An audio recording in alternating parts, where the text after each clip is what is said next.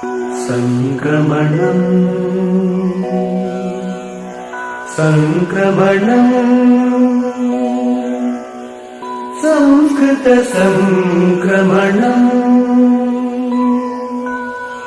సంక్రమణం సంక్రమణం సంస్కృత సంక్రమణం. వందే సంస్కృతమాతరం. సర్వేభ్యః సుప్రభాతం.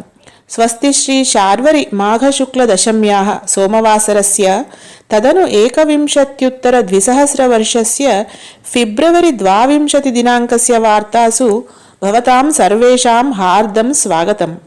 ఇయం సంస్కృతభారతి తెలంగాణ. సంప్రతి వార్తాః శ్రూయంతాం. ప్రవాచిక శైలజా నిట్టల. వార్తా సంపాదకः శ్రీ సామల మోహనः. అద్యతన వార్తాः. అమెరికాయాం అధునా ప్రతిదినం 17 లక్ష జనేభ్యः కరోనా నివారక సూచికా ప్రదానం ప్రచలతి. అస్య ఏకవింశత్యుత్తరద్విసహస్రవర్షస్య అంతే కరోనాయాः నియంత్రణం కర్తుం శక్ష్యామः. తస్మాత్ వర్షాంతే అమెరికాయాం సాధారణ పరిస్థితయः భవితుం అర్హంతి ఇతి చ అమెరికా నూతనాధ్యక్షः శ్రీమాన్ జో బైడెన్ మహోదయः ह्यः अकथयत्.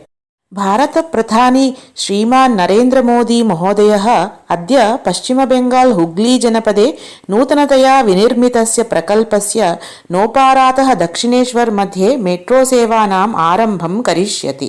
భారతీయ ఐతిహాసిక క్షేత్రే కాళీమాతా దేవాలయం దక్షిణేశ్వరం చ మేలయన్ వినిర్మిత ప్రకల్పోయం విశిష్టः వర్తతే ఇతి మోదీ మహోదయः అవోచత్. మహారాష్ట్ర రాజ్యే కరోనయా ప్రపీడితానాం సంఖ్యా పునః అభివర్ధతే. తస్మాత్ మహారాష్ట్రే అమరావతీ నగరే అద్య సాయం ఆరభ్య ఏకసప్తాహం యావత్ సంపూర్ణ లాక్డౌన్ సంస్థాపయిష్యామः ఇతి మంత్రి యశోమతి చంద్రకాంత్ ఠాకూర్ మహోదయ సమసూచయత్. తథైవ అధునా పూణే నగరే రాత్రి నిర్బంధः ప్రచలతి. కరోనా కారణాత్ సర్వ రైల్యానస్థానకేషు స్థగితాని ఆరక్షణ చీటికా విక్రయణ కేంద్రాణి పునః ప్రారబ్ధాః.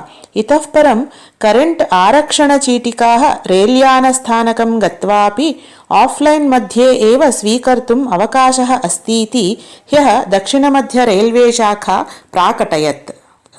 ఆంధ్రప్రదేశస్య ముఖ్యమంత్రి శ్రీమాన్ జగన్ మహోదయः ह्यः అంతర్రాష్ట్రీయ మాతృభాషా దివసోత్సవ సందర్భే సర్వ తెలుగు ప్రజాభ్యः శుభాశయాన్ ప్రాకటయత్. మాతృభాషా ఇత్యుక్తే అస్మాకం అస్తిత్వస్య చిహ్నం భవతి. మాతృభాషా అస్మాకం సంస్కృత్యాః పరంపరాయాः జీవన విధానస్య చ మూలాధారా భవతి. అతః అస్యాः సంరక్షణం అస్మాకం సర్వేషాం కర్తవ్యం అస్తి ఇతి చ అభ్యభాషత.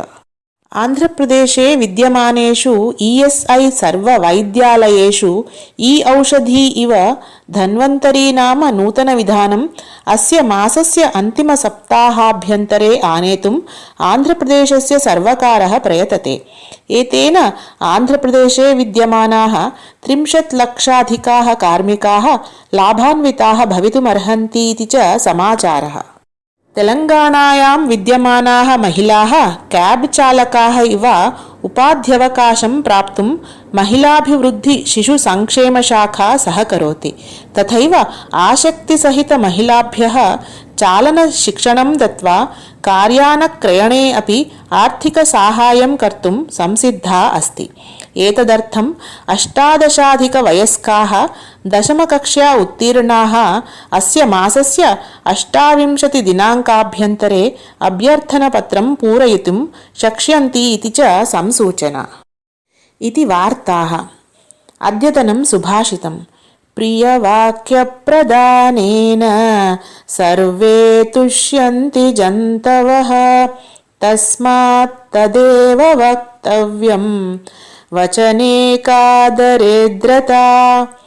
భావః ప్రేమ్నా వదామః చేత్ సర్వప్రాణినః అపి సంతోషం ప్రాప్నువంతి.